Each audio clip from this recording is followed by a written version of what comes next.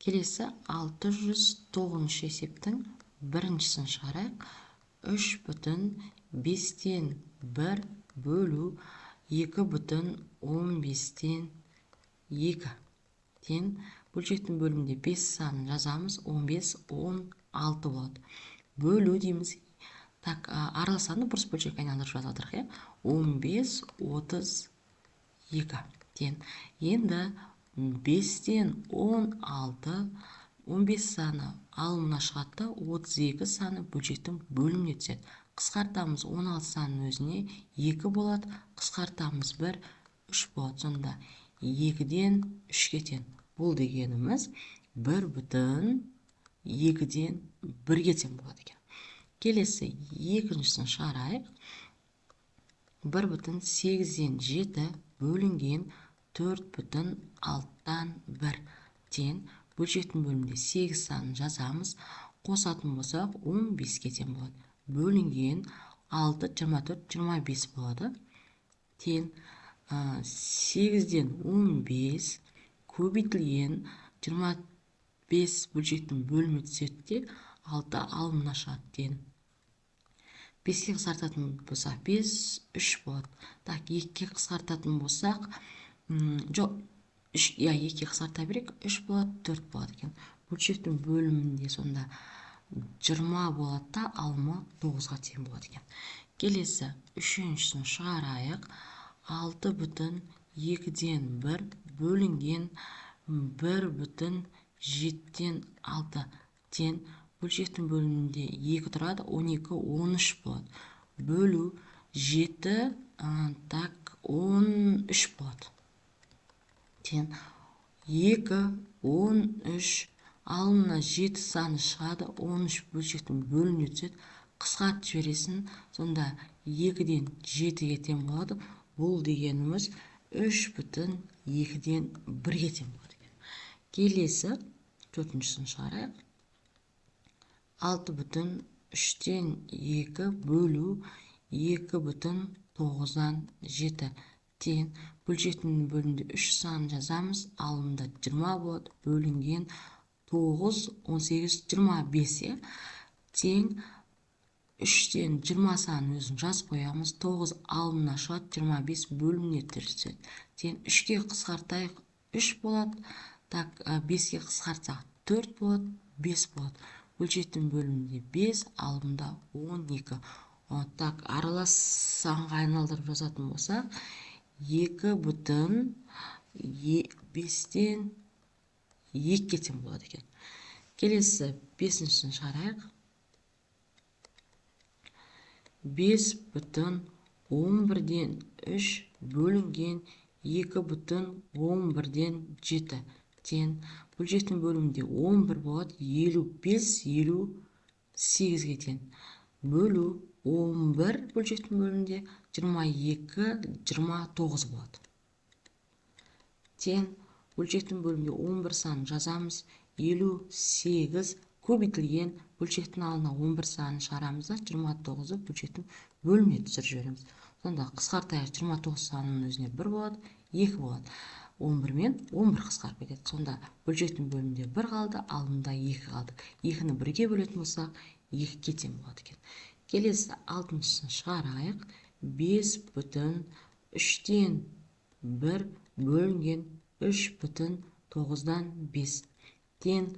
Бөлшектің бөлімінде 3 қалады, 15, 16 болады. Бөлінген 9, 27, 27-ге 5-ті қосатын болсақ, 32-ге тең болады. Сонда 3-тен 16, 9 алымына шығады, 32 бөліміне түседі.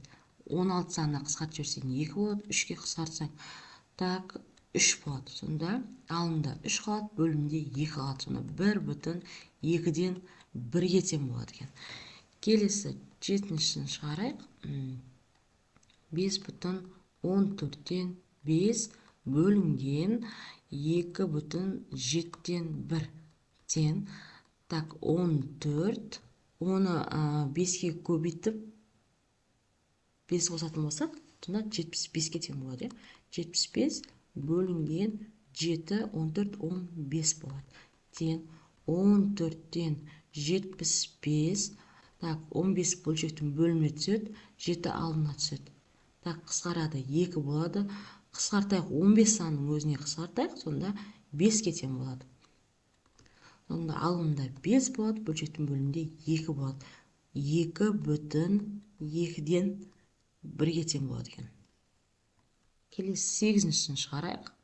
6 бүтін 5-ден 2 бөлінген 1 бүтін 9-дан 7 тең. Бөлшектің бөлімінде 5 саны болады.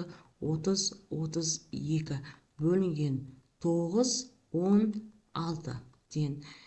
5, 32, 9 алына шығады, 16 бөліміне түседі. 16 санын өзіне қысқартсақ 2 болады.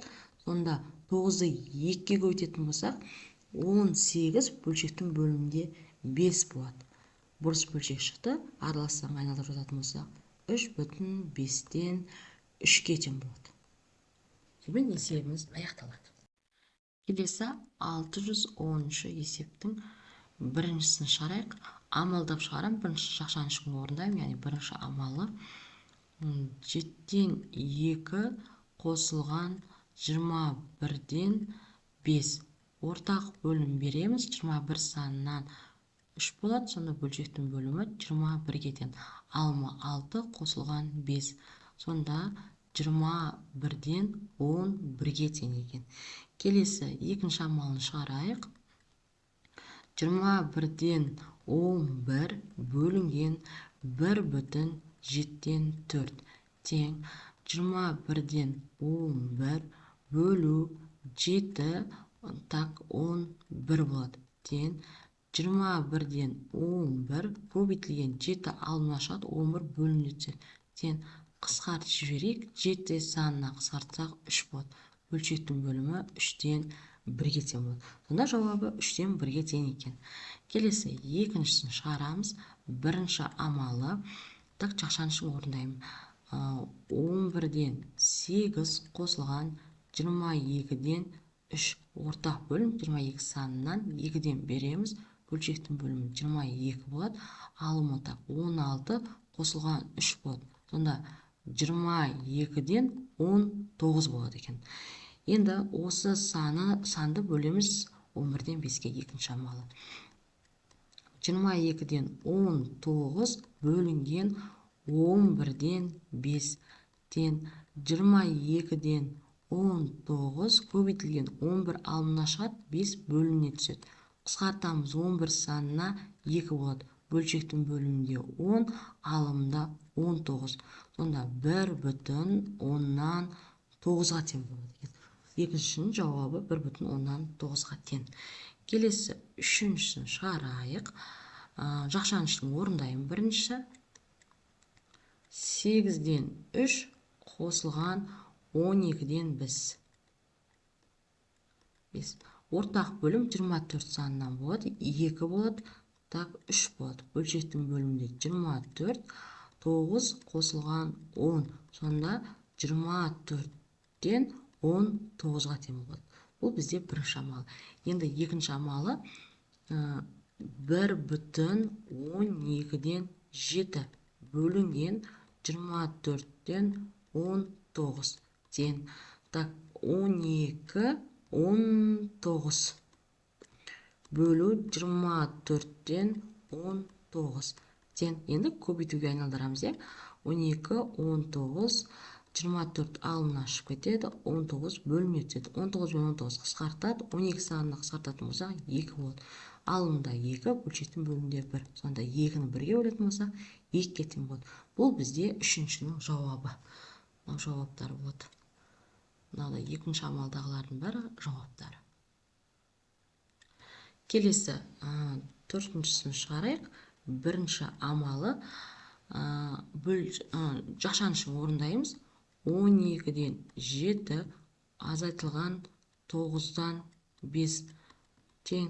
Ортақ бөлім береміз. 36 санынан 3 болады, 4 болады. Бөлшектің бөлімінде 36, 21 азайтылған 20. Сонда 36-дан 1-ге тең. Келесі екінші амалын шығарайық. 36'dan 17 bölüngen 36'dan 1 тең. 36'dan 17 36 алымына шығады да 1 бөліне түседі. Қысқарып кетеді. Сонда 17 болады. Бөлшектің бөлімінде 1 болады. 17-ні 1-ге бөлетін болсақ, 17-нің өзі шығады. Жауабы 17 екен. Келесі 5-ші есептің бірінші амалын орындайық. 14-тен 3 қосылған 7-ден 5. Ортақ бөлім береміз. 14 санынан 2 болады. Бөлшектің бөлімінде 14. 3 қосылған 10. 14-тен 13-ке тең болады екен. Екінші амалы 14-тен 13 санын бөлеміз 3,7-ден 5-ке тең. 14-тен 13 бөлу.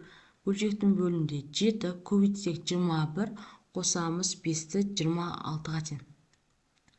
Тең 14-тен 13 көбейту 7 алымына шығады, 26 бөліне түседі. Қысқартамыз 13 санынан 2 болды, қысқартамыз 7 санынан 2 болды. Сонда 4-тен 1-ге тең болады екен.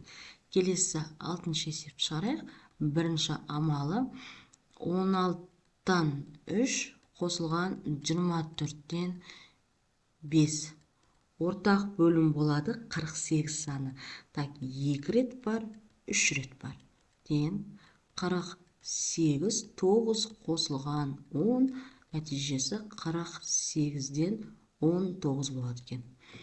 Так, екінші амалы 24-тен 19 бөлу 48-ден 19 тең. 24-тен 19 көбейтілген 19 бөлшектің бөліне түсіп кетеді, 48 алымына шығады. Қысқартайық 2 болады, қысқарып кетеді, сонда бөлшектің бөлімі 1-ге тең, алымы 2-ге тең. 2-ні 1-ге бөлетін болсақ, 2-ге тең болады. Келесі 611-дің бірінші есебін шығарайық. Так, 9-дан 2x тең 12-ден 5. X табу үшін 12-ден 5 санын бөлеміз 9-дан 2-ке тең. 12-ден 5-дің өзін жазып қояйық. Көбейтілген 9 алымына шығады, 2 бөлшектің бөліне түседі. Сонда қысқартайық. 3 санына қысқарсақ 3 болады, 4 болады. Бөлшектің бөлімі 8-ге тең болады, алымы так 15-ке тең болады. Сонда 15 санның ішінде 8 1 рет бар, 8 болады. Так, алымында 7 саны қалады. Сонда 1,8-ден 7-ге тең екен x-іміз.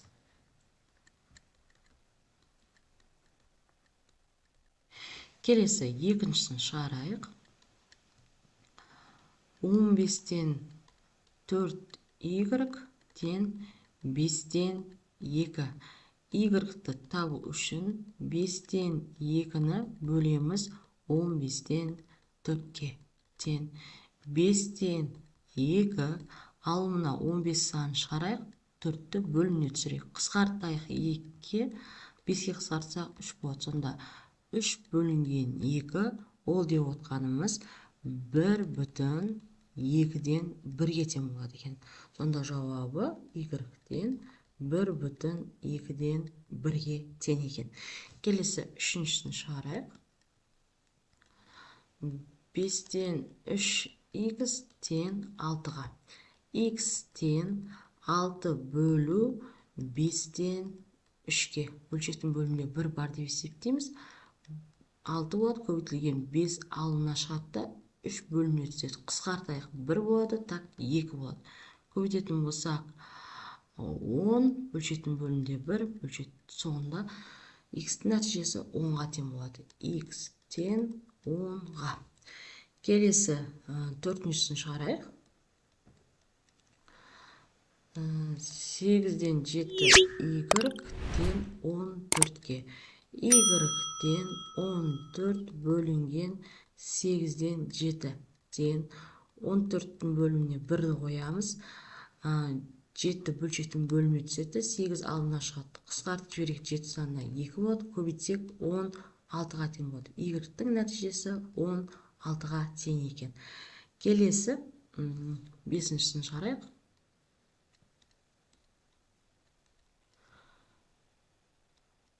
7-тен 3 x-тен 1,5-тен 4. Так, x-тен 5 9 болады. Бөлінген 7-тен 3. 5-тен 9 3 бөлшектен бөлініп өтсе 7 алынып шығады.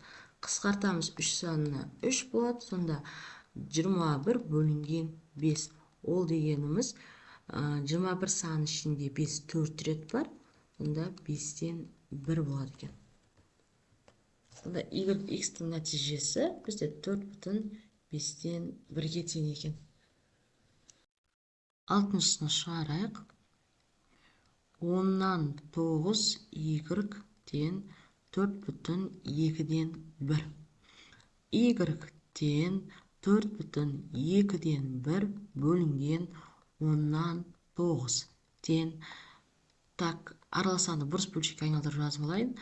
9 болады. 9 бөліне түседі. 10 алынып шығады. Қысқартып жібереміз 1 болады. Қысқартамыз 5 болады. Сонда нәтижесі 5-ке тең екен. Y-тен 5-ке. Келесі 612-ші есебіміз. Қораптағы шай 4-тен 1 килограмм. Неше қорап шай 1 килограмм дейді. Ол үшін 1 килограммды бөлеміз 4-тен 1 килограммға. Сонда 1 алымына 4 сан шығады, бөліміне 1 түседі екен. Сонда 4-ті 1-ге көбейтсек 4-ке тең, бөлімінде 1, нәтижесі 4-ке тең болады. Сонда 4 қорап шай 1 килограмм болады екен. Келесі 2-шісін шығарайық. Пойыз 1 сағатта 2 қаланы ара қашықтығын 3-тен 1 бөлігін жүрді. Пойыз 1-ші қаладан 2-ші қалаға неше сағатта барады дейді. 1 бөлігін табу керек біз бастапқы. Сонда 1-ді бөлеміз 3-тен 1-ге тең. 1 көбейтілген 3 алынып шығады, 1 бөлініп түседі. Сонда нәтижесі 3-ке тең болады. Яғни 3 сағатта 1-ші қаладан 2-ші қалаға барады екен.